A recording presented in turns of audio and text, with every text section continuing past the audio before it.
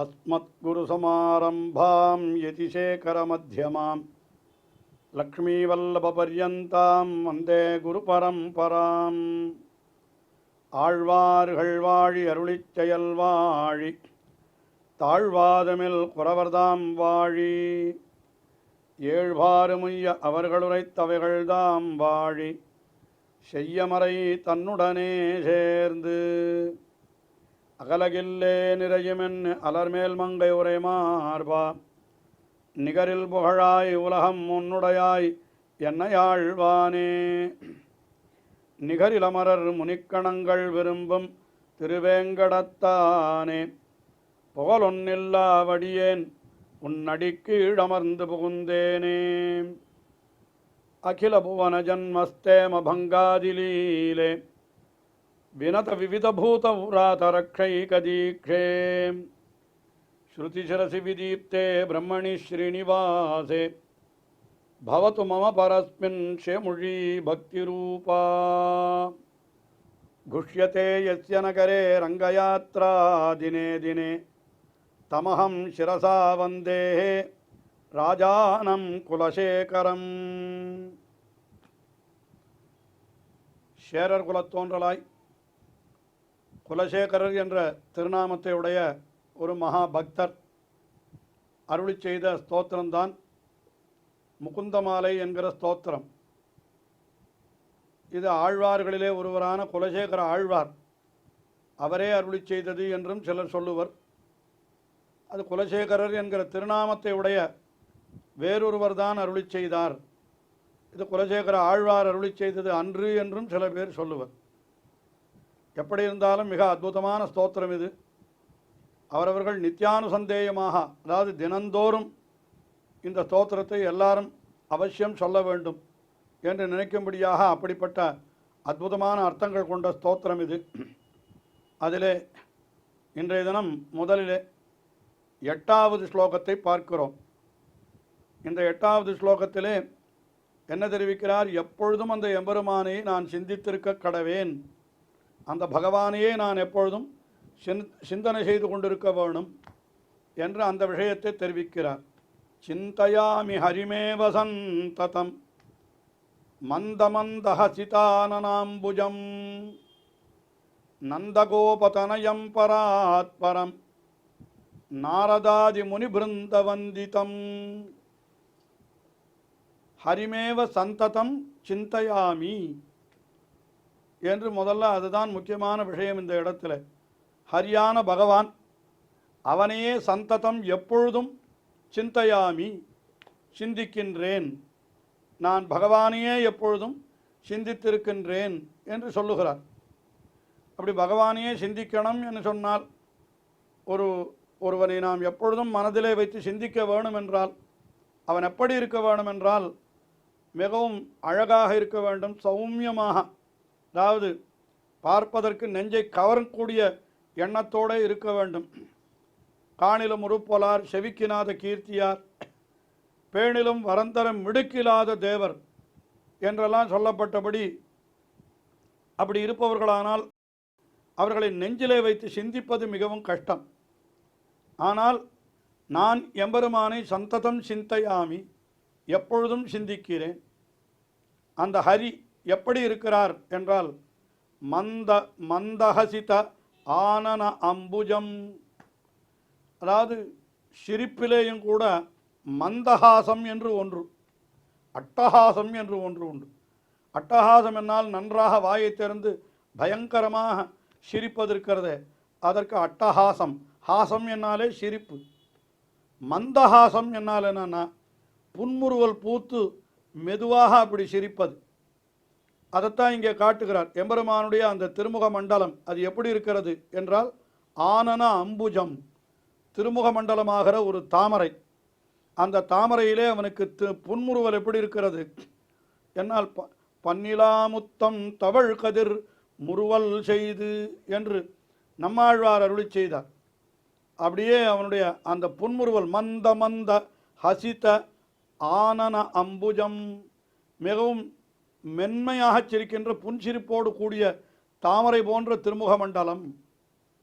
அதற்கு மேலே நந்தகோபதனயம், அவன் ஆர் என்றால் நந்தகோபருடைய பிள்ளை.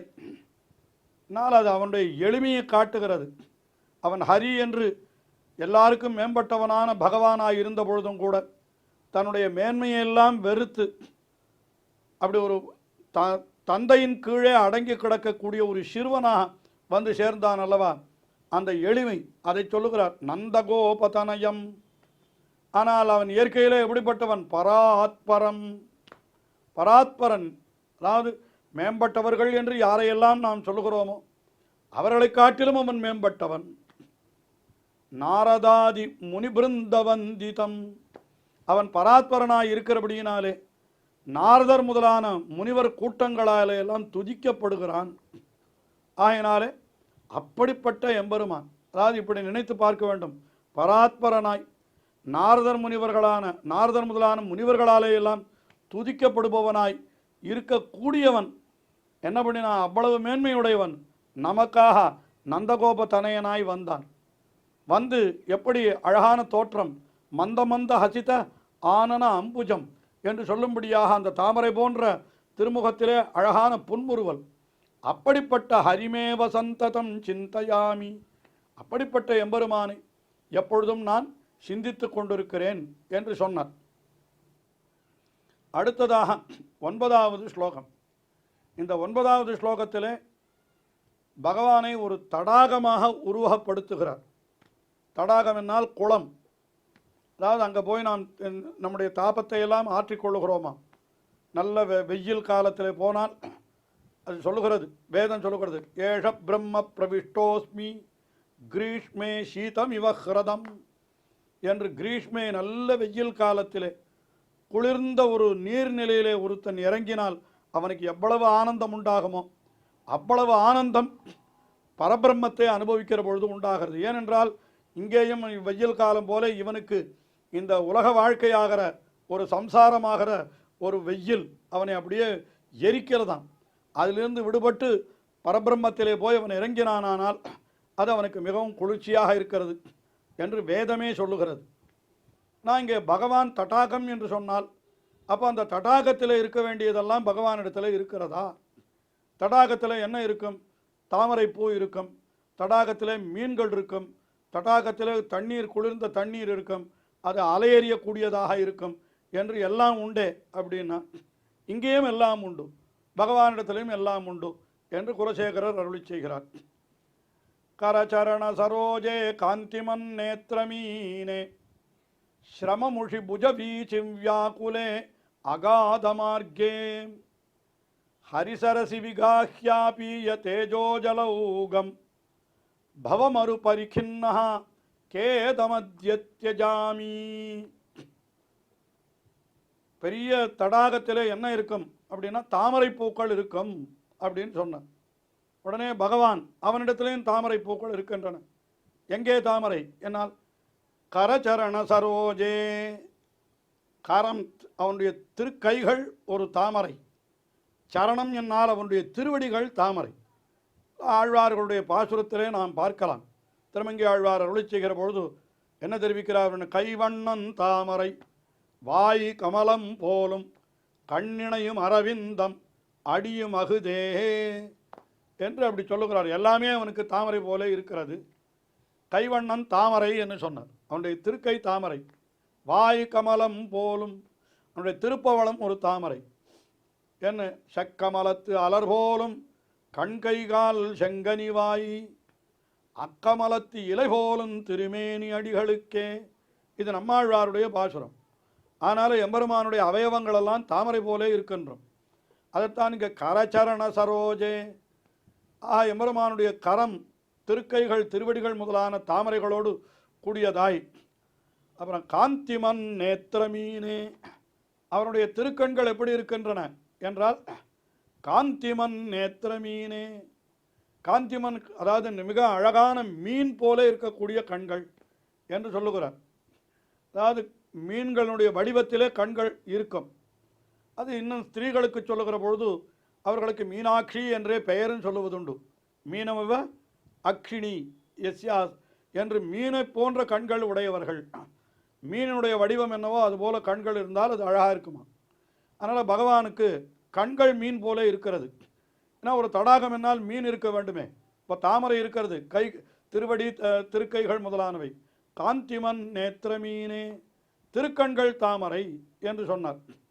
அப்புறம் ஸ்ரமமுஷி புஜவீச்சு வியாகுலே அகாதமார்க்கே, புஜவீச்சு வியாகுலே என்று சொன்னார். அதாவது நன்றாக திருத்தோள்கள், அப்படி நீண்டு பறந்து இருக்கிற திருத்தோள்கள், அவைகள் அலைகள் போல இருக்கின்றன என்று சொன்னார்.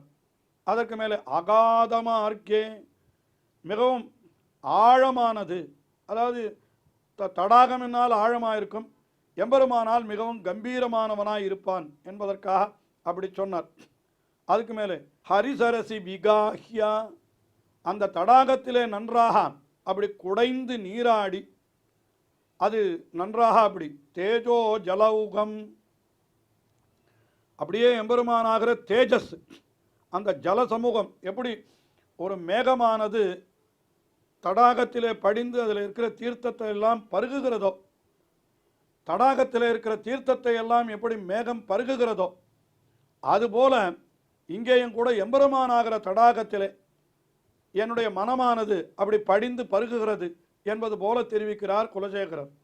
அந்த தேஜஸாகிற ஒரு ஒளிப்பிழம்பாகிற ஜலௌகம், அந்த சமூகத்தை, அதாவது ஜல சமூகத்தை நன்றாக ஆபியா பானம் பண்ணி குடித்து என்ன செய்கிறேன், பவமரு பரிக்கின்னா கேதமத்ய தியஜாமி, இந்த உலக வாழ்க்கையாகிற ஒரு பெரிய நெருப்பிலே போய் நான் தகிக்கப்பட்டு கிடக்கிறேன். இப்பொழுது அந்த கேதம், என்னால் அந்த துக்கத்தை இப்பொழுது தியஜாமி, நான் போக்கிக் கொள்ளுகிறேன். அதாவது பகவானாகிற தடாகத்திலே இறங்கி அந்த தீர்த்தத்தை, அதாவது எம்பெருமானாகிற அந்த தண்ணீரை நன்றாக அப்படி பருகி, அதற்கு மேலே அப்படி பருகினபடியினாலே என்னுடைய அந்த இதெல்லாம் தீரப்போகிறது. சம்சாரமாகிற வெப்பத்திலே போய் நான் விழுந்து இப்படி தகித்து கொண்டிருக்கிறேன், அந்த துக்கத்தை எல்லாம் நான் தீர்த்து கொள்ளப் போகிறேன் என்று இந்த ஸ்லோகத்திலே அந்த எம்பெருமானை ஒரு தடாகமாகவே உருவகித்து அருளி செய்கிறார் குலசேகர். எம்பெருமான் என்கிறவன், அதாவது நாம் குளத்திலே போய் விழுந்து குளித்தால் நமக்கு எப்படி உடம்பிலே இருக்கிற வெப்பமெல்லாம் தீருகிறதோ, அதுபோல பகவானை நாம் அனுபவித்தோமானால் இந்த உலக வாழ்க்கையாகிற வெப்பத்திலே நாம் படுகின்ற துன்பமெல்லாம் நம்மை விட்டு நீங்கிவிடும் என்பதுதான் இந்த ஸ்லோகத்தினுடைய முக்கியமான கருத்து. அதனால் குலசேகரர் என்ன சொல்லுகிறார்னால், அழகிய தடாகம் போல இருக்கக்கூடிய அந்த எம்பெருமானிடத்தில் நான் படிந்து குடைந்தாடி என்னுடைய உலக வாழ்க்கையாகிற துன்பத்தை எல்லாம் நான் தீர்த்து கொள்ளுகிறேன் என்று அருளி செய்கிறார். இதே போன்ற பாசுரங்கள் நம்மாழ்வாருடைய பாசுரத்திலே, திருமங்கை ஆழ்வாருடைய பாசுரத்திலே நாம் பல பல இடங்களிலே பார்க்கலாம். எம்பெருமானை ஒரு குளமாகவே ஆழ்வார்களும் அனுபவித்திருக்கிறார்கள். என்ன தெரிவிக்கிறார்கள், தயரதன் பெற்ற மரதக மணித்தடத்தினையே என்று நம்மாழ்வார் தயரதன் பெற்ற மரகத மணித்தடம் என்றே அந்த எம்பெருமானை சொன்னார். அதே போல மாயக்கூத்தா வாமனா வினயேன் கண்ணா கண்கைகால் தூய செய்ய மலர்களா சோதிச் செவ்வாய் முகுழதா சாயல் சாம திருமேனி தன் பாசடையா தாமரை நீள் வாசத்தடம் போல் வருவானே என்று எம்பெருமானை தாமரை தடாகமாகவே அனுபவித்தார். அதே போல இந்த ஸ்லோகமும் அமைந்திருக்கிறது என்று நாம் பார்க்கிறோம். தொடர்ந்து குலசேகரருடைய ஸ்லோகங்களை, முகுந்தமாலை ஸ்லோகங்களை அனுபவிப்போம். ஸ்ரீயக்காந்தாய கல்யாண நிதயே நிதயேர்த்தினாம் ஸ்ரீவேங்கட நிவாசாய ஸ்ரீனிவாசாய மங்களம். ஸ்ரீமத் சுந்தரஜாமா திருமுனிமானசபாசினே சர்வலோக நிவாசாய ஸ்ரீனிவாசாய மங்களம்.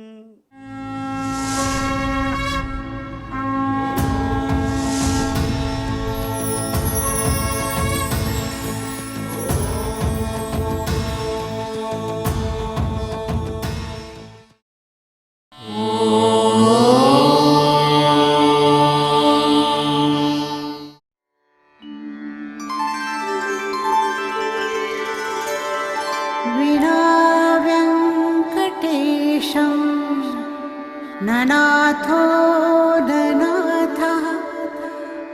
सदा वेङ्कटेशं स्मरामि स्मरामि।